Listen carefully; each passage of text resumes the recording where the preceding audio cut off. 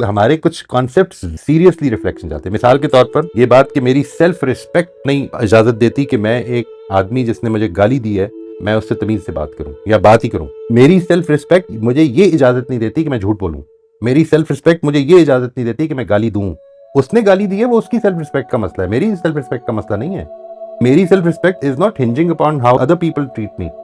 My self respect is how I treat myself. मेरी self respect at stake तब होगी जिस वक्त मैं झूठ बोलूंगा, मैं गाली दूंगा, मैंने गलत काम किया है, मैंने अपना प्रिंसिपल तोड़ा है। आपकी गलत करने से या किसी और के गलत करने से मेरी सेल्फ रिस्पेक्ट हिंज करेगी, मतलब बुराई आपने की और तकलीफ मुझे होनी शुरू हो गई। यहाँ पर हमने सेल्फ रिस्पेक्ट को टोटली ईगो बना दिया है। Self respect is not ego. Self respect का ताल्लुक इससे है कि मैंने ऐसा कुछ नहीं करना जो मेरे उसूल के खिलाफ है। ईगो ये है कि अगर एक आदमी ने मेरे साथ बदतमीजी की है तो मैं अब उसके साथ 10 गुना बढ़ के करूंगा।